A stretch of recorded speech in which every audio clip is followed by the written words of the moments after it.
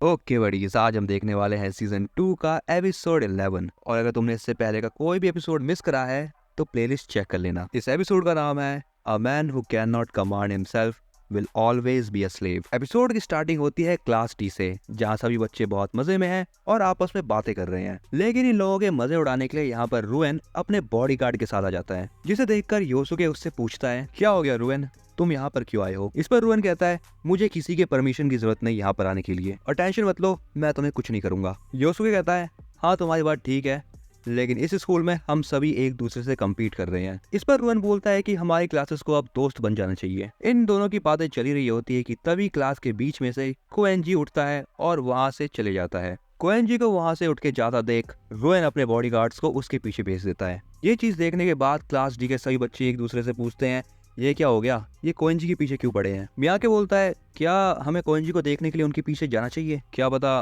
वो लोग लड़ाई कर रहे हो। इस पर आनाकोजी कहता है, हाँ तुम सही कह रहे हो, सिर्फ कैमरास काफी नहीं है रुएन को रोकने के लिए। यहाँ पर मियाके और युकीमुरा वहाँ से जाते हैं, जिनके पीछे योसुके भी जाने वाला होता है, बट आयानोकोजी उसको रोक लेता है। आयानोकोजी योसुके को बोलता है, तुम यामाउची और ईके को रोको, अगर वो जाएंगे तो सिचुएशन और खराब हो जाएगी। अगला सीन होता है कोएनजी का, जिसे क्लास सी के बॉस से बच्चे घेर के खड़े हैं। तभी यहाँ पर होरिकिता के साथ क्लास डी के बाकी बच्चे भी आ जाते हैं। रुएन उन्हें देख के कहता है, हमने अभी तक इसके साथ कुछ नहीं करा है, तो चिंता मत करो। अपने आसपास ये सारी हरकतों को होता हुआ देखकर कोएनजी बोलता है, तुम्हें क्या हो गया रुएन, क्या मैंने तुम्हारे काम में कोई इंटरफेयर करा है? रुएन कोएनजी से कहता है, मुझे तुमसे कुछ बात करनी है वियर्डो। कोएनजी ये सुनने के बाद कहता है, क्या तुम मुझे वियर्डो कह रहे हो? अगर ऐसा है तो मैंने तुम्हारी कोई भी बात नहीं सुनी। ये कहने के बाद कोएनजी अपने बैग से मिरर और कंघी निकाल के कहता है, रुएन तुम्हें जो भी कहना है जल्दी कहो, क्योंकि आज मेरी एक डेट है। एक्चुअली में ये मिरर कोएनजी ने रुएन के हाथ में दे रखा होता है, बट कोएनजी की बात सुनकर रुएन उस मिरर को फेंक देता है, जिससे कि वो मिरर टूट जाता है। टूटे हुए मिरर को देखने के बाद कोएनजी बोलता है, तुम्हें पता है ये मिरर कितना महंगा है? जिसके रिप्लाई में रुएन कहता है, सॉरी ये तो मेरे हाथ से गिर गया था। ये देखने के बाद पीछे से होरिकिता कहती है, बस बहुत हो गया रुएन, ये सब बंद करो। रुएन बोलता है, शांत हो जाओ होरिकिता, मुझे कुछ जरूरी काम है कोएनजी के साथ। इसी बीच यहाँ पर क्लास ए की सकाय नागी की एंट्री होती है, एंड आने के साथ ही वो बोलती है, क्या बात है, सारे के सारे बेवकूफ एक साथ। सकाय नागी को देख के रुएन बोलता है, तुम यहाँ क्या कर रही हो? सकाय नागी बोलती है, अरे मैं तो बस यहाँ से जा रही थी, बट तुम मुझे दिख गए। लेकिन अगर मैं यहाँ पर आई गई हूँ तो मुझे ये बताओ कि तुम लोग यहाँ पर क्या कर रहे हो? क्रिसमस पार्टी की प्लानिंग शायद। रुएन बोलता है, तुम फालतू की बकवास मत करो, जल्दी तुम्हारी बारी भी आने वाली है। जिस पर सकायागी कहती है, अरे मैं तो चुपचाप खड़ी हूँ बस। इस पर रुएन कहता है, चलो ठीक है तुम खड़ी रह सकती हो, लेकिन इंटरप्ट मत करना। ये सब देखने के बाद कोएनजी बोलता है, यहाँ पर इतने सारे लोग आ चुके हैं, लेकिन अभी तक तुमने मुझे बताया नहीं कि तुमने मुझे रोका क्यों है। तुम जानते नहीं हो क्या, मैं बहुत बिजी मैन हूँ। रुएन कहता है, चलो ठीक है काम की बात पे आते हैं। लेकिन कोएनजी बोलता है, मुझे पता है कि तुमने मुझे यहाँ पर क्यों रोका है। मुझे ऐसा लग रहा है कि तुमने मुझे यहाँ पर इसलिए रोका है क्योंकि क्लास डी का कोई बच्चा तुम्हारे प्लान्स के अंदर इंटरप्ट कर रहा है और तुम एक मास्टरमाइंड के बारे में पता लगा रहे हो। रुएन कहता है, तुमने बिल्कुल सही कहा। जिस पर कोएनजी बोलता है, अगर ऐसी बात है तो मैं वो नहीं हूँ जिसे तुम ढूंढ रहे हो, और वैसे भी मुझे क्लास डी से कोई मतलब नहीं है। तुमने देखा ही होगा कि आइलैंड वाले टेस्ट के अंदर मैंने कुछ ज्यादा करा नहीं था, तो मुझे समझ नहीं आ रहा कि तुम मेरे पीछे क्यों पड़े हो। रुएन बोलता है, तुम्हारी ये सारी बातें मुझे सही नहीं लग रही, क्योंकि मुझे पता है कि तुमने वीआईपी वाले टेस्ट के अंदर क्या किया था। कोएनजी बोलता है, अच्छा, अरे वो तो मैं बस टाइम पास कर रहा था। मैंने वीआईपी की आइडेंटिटी रिवील इसलिए करी थी क्योंकि मुझे वो एग्जाम जल्दी पास करना था। यून कहता है, तुम शिप वाले एग्जाम में जब भाग के आ गए थे तभी मुझे पता चल गया था कि तुम क्लास डी को लीड कर सकते हो। इस पर कोएनजी बोलता है, मैं तुम्हारी सभी बातों से एग्री करता हूँ। अगर तुम्हें लगता है कि तुम्हारी ये सारी बातें मुझे मास्टरमाइंड प्रूव कर रही है, तो मैं तुम्हारी सोच को बस एक ही वर्ड कहूंगा, घटिया। रुएन बोलता है, अब तुम्हारी ये सारी बातें सुन के ऐसा लग रहा है कि तुम मेरे किसी काम के नहीं हो। कोएनजी बोलता है, मुझे ये बात सुनकर अच्छा लगा कि तुम समझ गए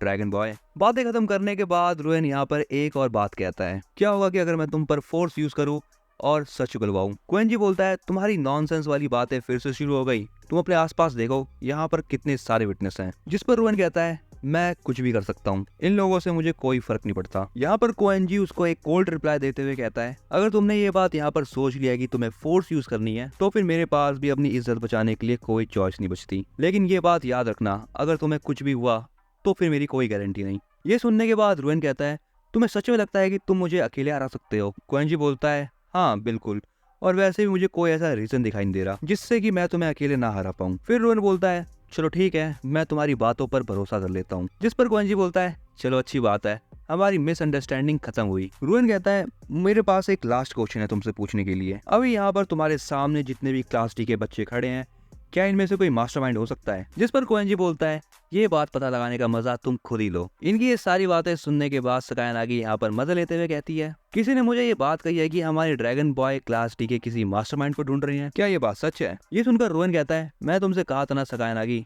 चुप रहो। अगर तुमने मुझे फिर से ड्रैगन कहा तो मैं तुम्हें बताता हूँ। ये सुनकर सकायानागी फिर से बोलती है, क्यों, तुम्हें ये नाम पसंद नहीं आया ड्रैगन? सकायानागी की इतनी सी बात सुनने के बाद रुएन को यहाँ पर बहुत ज्यादा गुस्सा आ जाता है और वो उड़ते हुए सकायानागी को किक मारने की कोशिश करता है, लेकिन बीच में हाशिमोटो आके उसे बचा लेता है। ये देखने के बाद सकायानागी बोलती है, क्या मैं तुम्हें अपसेट कर दिया? रोएन बोलता है, मैं तुम्हें पहले ही कहा था कि मुझे उस नाम से मत बुलाना। ये सब देखने के बाद पीछे से फिर से होरिकिता बोलती है, तुम्हें समझ नहीं आता, ये सब बंद करो अभी। होरिकिता की बात सुनने के बाद सकायानागी हाशिमोटो से पूछती है, यहाँ पर कुछ गलत हुआ क्या हाशिमोटो? हाशिमोटो बोलता है, अरे नहीं, वो तो मैं गलती से गिर गया था। उसके बाद सकायानागी होरिकिता को बोलती है, देख लेना तुमने होरिकिता, यहाँ पर कुछ नहीं हुआ। ये देखकर होरिकिता उनसे कहती है, तुम लोगों में कोई दिक्कत विक्कत है क्या? रुएन के इतने मजे लेने के बाद सकायानागी उसे सॉरी बोलकर वहां से चली जाती है, जिसके बाद कोएंजी भी वहां से चुपचाप निकल लेता है। इशिज़ाकी रुएन से बोलता है, क्या हमें इसे ऐसे ही जाने देना चाहिए?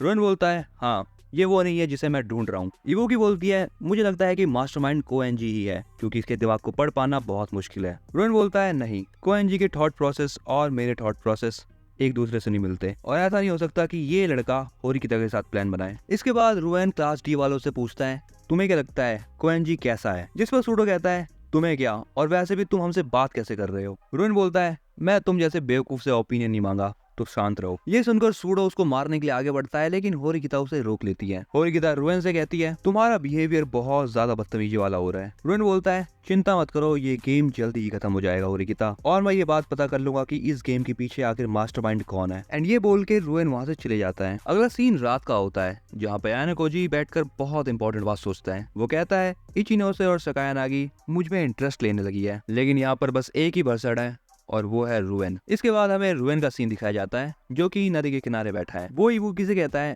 आज का हंट बेकार गया और हमें कुछ भी नहीं मिला। इवोकी कहती है, अरे तुम इतनी जल्दी हार मान गए? रुएन बोलता है, नहीं, मैं उसे बर्बाद करके रहूंगा। रुएन बताता है कि पेपर शेपर वाले टेस्ट के बाद उसने अपनी क्लास के ऐसे बच्चों को क्लास डी वालों के ऊपर निगरानी रखने को बोला जिन्हें वो लायक समझता है। इवोकी बोलती है, तुमने ऐसा क्यों किया? रुएन बोलता है, मैं बस मजे ले रहा था। नेक्स्ट सीन होता है अगले दिन का। यहाँ रुएन अपने पंटरों के साथ एक जगह पे जा रहा होता है, बट इवोकी उससे पूछती है, आखिर तुम करने क्या वाले हो? जिसपे रुएन उसे बोलता है, क्यों, तुम्हें चिंता हो रही है क्या? इवोकी बोलती है, नहीं, बट मुझे पता तो होना चाहिए ना कि मैं तुम्हारे साथ कहाँ जा रही हूँ। जिस पर रुएन उसे बोलता है, तुम्हें जल्दी पता लग जाएगा, मैंने यहाँ पर एक चारे को बुलाया है, साथ में मैंने मास्टरमाइंड को भी एक ईमेल सेंड कर दिया है। इवोकी बोलती है, तुम्हें क्या लगता है मास्टरमाइंड यहाँ पर आ जाएगा? रुएन कहता है, बुरे से बुरा क्या ही हो सकता है, ना ही चारा आएगा और ना ही मास्टरमाइंड, है ना, लेकिन उस चीज में भी अपना ही मजा है। यहाँ पर रुएन का प्लान ये है कि अगर यहाँ पर चारा आ गया तो वो उस चारे को खत्म कर देगा। एंड यहाँ पर खत्म करने का मतलब मारने से नहीं है, बस उसे थोड़ा सा टॉर्चर करेगा। लेकिन यहाँ पर एक प्रॉब्लम है, जो कि है सिक्योरिटी कैमरास। इसीलिए रुएन एक ऐसी जगह जाता है जहाँ पर कंस्ट्रक्शन चल रहा होता है। उस जगह पर जाने के बाद सबसे पहले रुएन के पंटर कैमरास के ऊपर स्प्रे मार देते हैं। इसके बाद रुएन एल्बर्ट को बाहर भेज देता है सिक्योरिटी के लिए। वो एल्बर्ट को कहता है, बस चारे को ही अंदर आने देना, अगर बाकी कोई आए तो बस मुझे कॉल कर देना। एंड यहाँ पर रुएन को पूरा भरोसा है कि चारा आएगा ही आएगा। नेक्स्ट सीन होता है थोड़ी देर बाद का। यहाँ पर रुएन के सामने कारुइज़ावा खड़ी है। हाँ, तो यहाँ पर कारुइज़ावा ही वो चारा है जिसके बारे में रुएन बात कर रहा था। रुएन ने कारुइज़ावा को उस जगह पर ईमेल करके आने के लिए बोला था। कारुइज़ावा उससे कहती है, जैसा तुमने कहा था, मैं अकेले ही आई हूँ यहाँ पर, और ये बताओ कि तुमने मुझे वो ईमेल क्यों किया था? रुएन बोलता है, तुम्हें अभी भी जानना है? इस पर कारुइज़ावा कहती है, मुझे नहीं पता कि बाकी लड़कियों और मानवे ने तुमसे क्या कहा था। इस पर रुएन कहता है, तो तुम्हें उस ईमेल को इग्नोर करना चाहिए था ना। इस पर कारुइज़ावा कहती है, मैं ये नहीं चाहती कि तुम कोई अफवाह उड़ाओ बाद में। इवोकी आगे बढ़ते हुए कारुइज़ावा से कहती है, देखो, किसी को बेवकूफ बनाने की जरूरत नहीं, सब ये बात जानते हैं कि पिछले स्कूल में तुम्हारे साथ बहुत भयंकर बुलिंग हुई है। इसके बाद इबुकी और इशिज़ाकी कारुइज़ावा का हाथ पकड़ लेते हैं और उसके हाथों को रस्सी से बांधकर नीचे बैठा देते हैं। ये होने के बाद कारुइज़ावा रुएन से कहती है, तुम आखिर ऐसा क्यों कर रहे हो? तुम्हें क्या चाहिए? अगर तुमने मेरे साथ कुछ किया तो मैं स्कूल में सबको बता दूंगी। रुएन कहता है, तुम बता सकती हो, लेकिन मुझे नहीं लगता कि तुम किसी को ये बात बता पाओगी, क्योंकि तुम अकेले आई हो। इसके बाद वो कारुइज़ावा से पूछना शुरू करता है कि कारुइज़ावा और होरिकिता के पीछे किसका हाथ है। रुएन यहाँ पर कारुइज़ावा के सामने कंडीशन रखता है। रुएन कहता है कि अगर तुम मुझे मास्टरमाइंड के बारे में सब कुछ बता देती हो तो मैं तुम्हारे पास्ट के बारे में किसी को नहीं बताऊंगा, लेकिन अगर तुम नहीं बताती हो तो मैं भी नहीं जानता कि तुम्हारे साथ क्या होगा। यहाँ पर कारुइज़ावा रुएन को सब कुछ बताने से मना कर देती है और थोड़ी देर तक कारुइज़ावा से सब कुछ पूछने के बाद रुएन